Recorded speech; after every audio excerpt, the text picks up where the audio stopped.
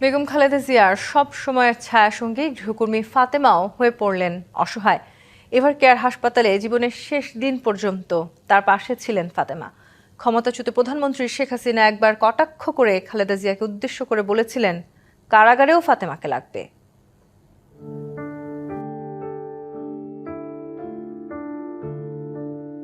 রাজনীতির ইতিহাসের বাঁকে আড়ালে থেকে যায় কিছু নীরব মুখ, ছায়ায় থেকেই যারা ইতিহাসের সাক্ষী হন। বেগম খালেদা জিয়ার জীবনে সেই ছায়াসঙ্গী ফাতেমা বেগম।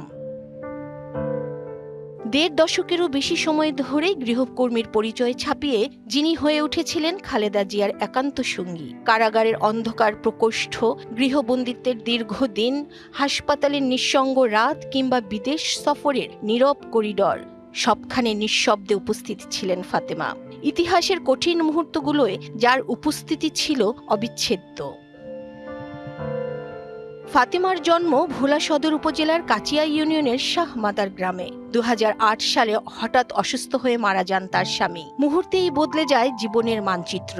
সন্তানদের গ্রামে রেখে কাজের খোঁজে ঢাকায় এসে ২০০৯ সালে কাজ পান খালেদা জিয়ার বাসভবনে। সেখান থেকেই শুরু হয় এক দীর্ঘ সহযাত্রা। হয়ে ওঠেন রাজনীতির কেন্দ্রবিন্দুতে থাকা এক নারীর দৈনন্দিন জীবনের নীরব সাক্ষী।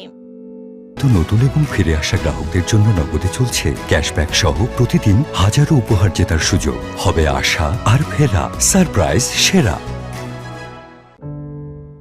বাথরুমে আনা নেয়া, ওষুধ খাওয়ানো, শারীরিক দুর্বলতায় হাত ধরে রাখা, এ যেন দায়িত্ব নয়, সম্পর্কেরও দায়। ২০১৪ সালের মার্চ ফর ডেমোক্রেসি গুলশান কার্যালয়ের সামনে বালু ভর্তি ট্রাক দিয়ে রুদ্ধ করা হয় পথ।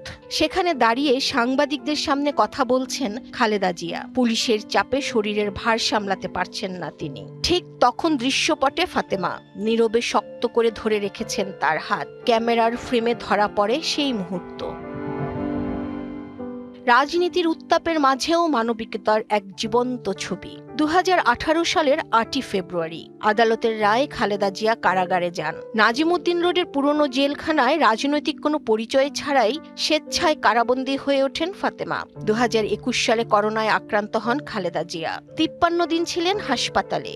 তখন ফাতেমা সেবিকা হয়ে, সাহস হয়ে, ছায়া হয়েছিলেন তার পাশে। সর্বশেষ লন্ডনে উন্নত চিকিৎসার সময়েও খালেদার সঙ্গী ফাতেমা। তাকে নিয়ে নেই কোনো আলোচনা, তবুও ইতিহাসের পাতায় পাতায় তার মাতৃছায়া। সব সম্পর্ক ক্ষমতার নয়, তার কিছু দায়িত্ব আর মানবিকতার। রাজনীতির কোলাহলের ভিড়ে ফাতেমা একটি নীরব নাম, যে নীরবতাই তাকে আলাদা করে চিহ্নিত করে রাখবে জন্ম জন্মান্তরে।